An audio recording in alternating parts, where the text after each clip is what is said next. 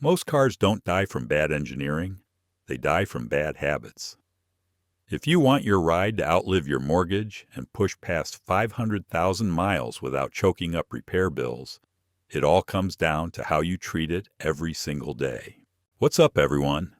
This is Sully from CarlandTV, and today we're breaking down the habits that'll keep your car running smooth, strong, and out of the damn shop for the long haul. Before I start, I would really appreciate it if you would push those buttons below. The subscribe button, the notification bell, all of them.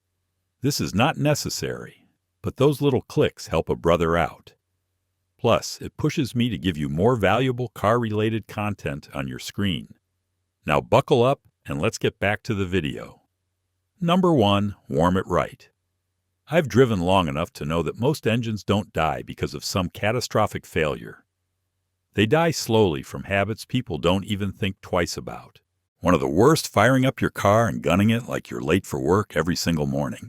That cold oil hasn't had time to work its way through the crankshaft cam lobes or valve train. You're running metal dry, and doing it every day adds up. Especially if you're using a synthetic like 0W20, which flows quickly, but still needs a second to circulate. I'll give it a minute. Not 10, not 5. Just enough to let the oil pressure stabilize before rolling out easily. Same goes for the transmission. Those clutches and solenoids inside your auto or CVT unit aren't ready to handle hard shifts cold.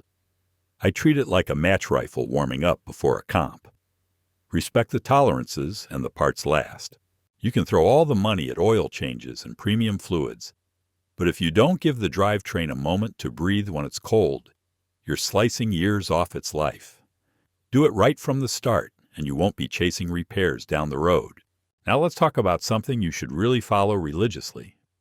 Number 2, stick to your oil intervals. Neglect your oil changes and you're not just pushing your luck, you're shaving years off your engine's life. Clean oil is what keeps critical components like your crankshaft bearings, camshafts, lifters, and timing chain tensioners alive and moving smoothly. It's the one thing standing between a clean-running motor and a slow, silent death by friction and heat. Modern synthetics like Mobil 1, high-mileage 5W30, run about $30 to $40 for a 5-quart jug and are engineered to handle high temps and sludge control, especially in engines pushing past 100,000 miles. But oil doesn't last forever.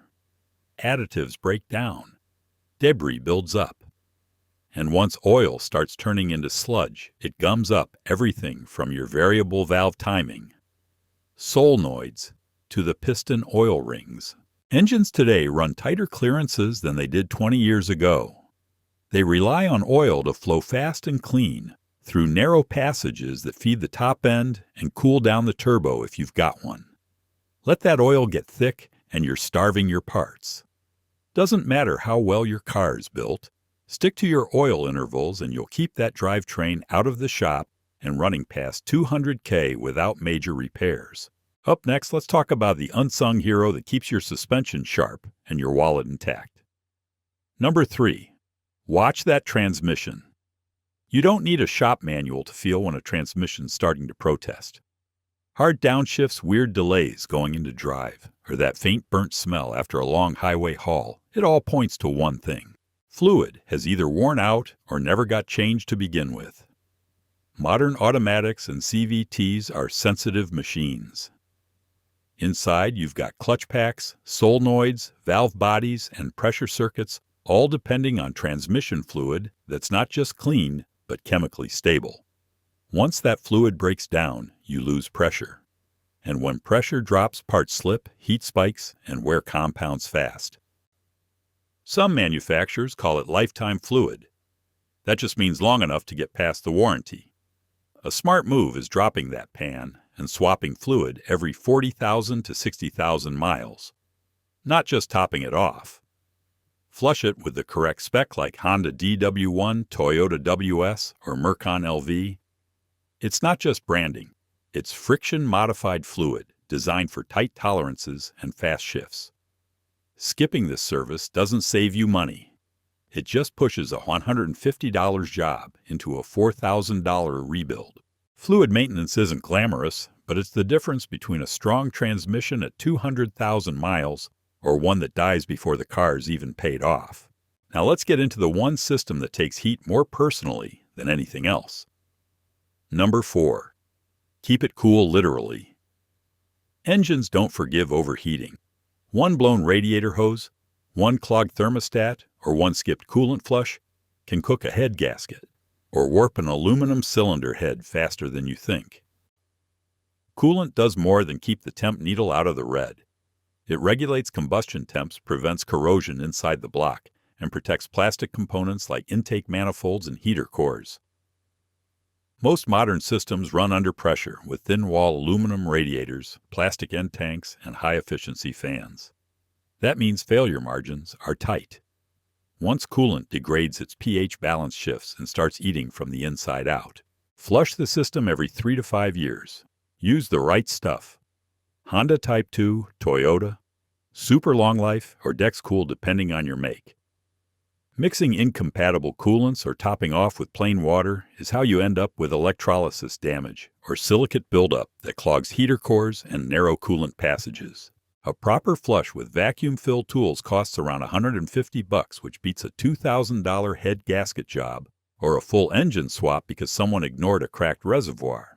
Keeping your cooling system fresh is like keeping your heart pumping clean. Lose that flow and it all goes down fast. Next tip. Number 5. Use OEM filters. Cheap filters are silent killers. Whether it's oil, air, or fuel, using a no-name filter from the bargain bin might save you $10 today, but cost you an engine or fuel pump down the line. OEM filters are designed to meet exact specs, flow rate, filtration efficiency, and bypass valve pressure.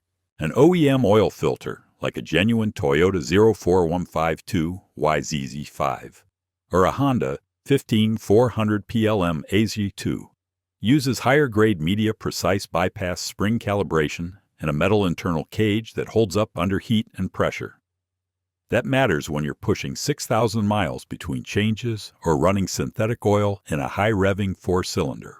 Same thing with air filters. A genuine Subaru or Ford panel filter fits tight filters down to finer microns and won't collapse under vacuum.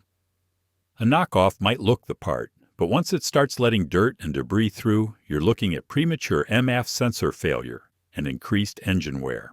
Fuel filters are even more critical on direct injection systems. Cheap ones clog early or let particles through that damage injectors costing hundreds apiece.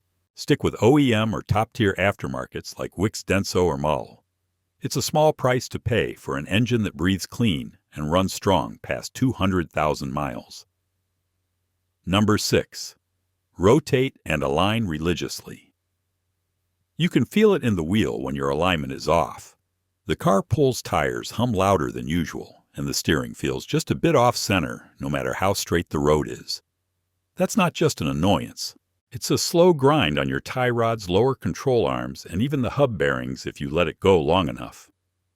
Every part in your suspension is working harder to correct what should have been a simple spec adjustment.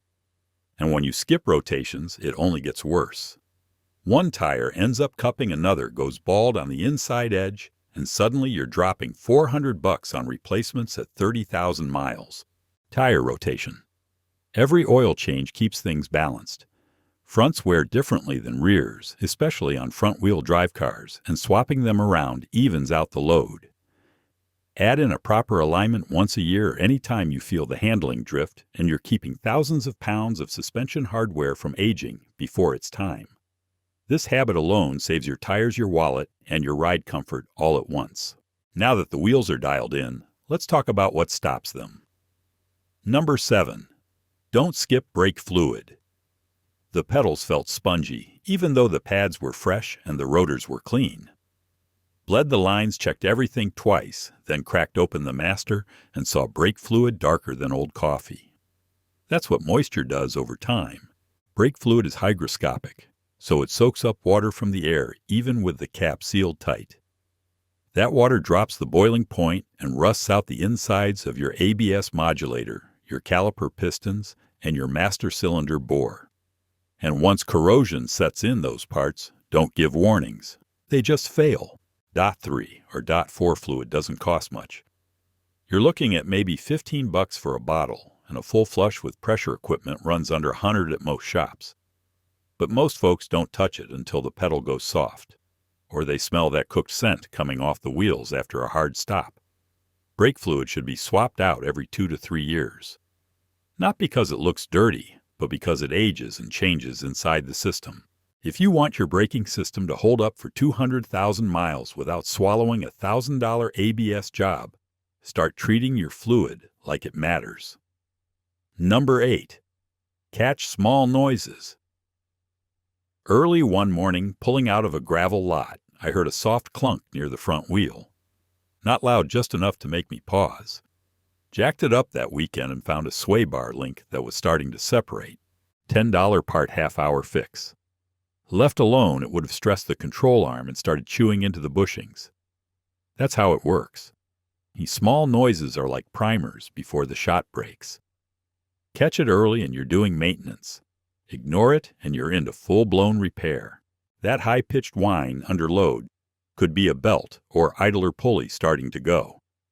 Subtle clicking while turning at low-speed CV joint boot is probably split-slinging grease. And once it runs dry, that axle's toast. A $100 fix turns into a new half shaft, maybe a hub if you let it go long enough. Cars rarely fail without sending out little signals first. The key is listening and not brushing it off. You learn your vehicle's language over time. What's normal, what's off. That habit alone can be the reason you're driving the same car at 200,000 miles with original parts still holding strong.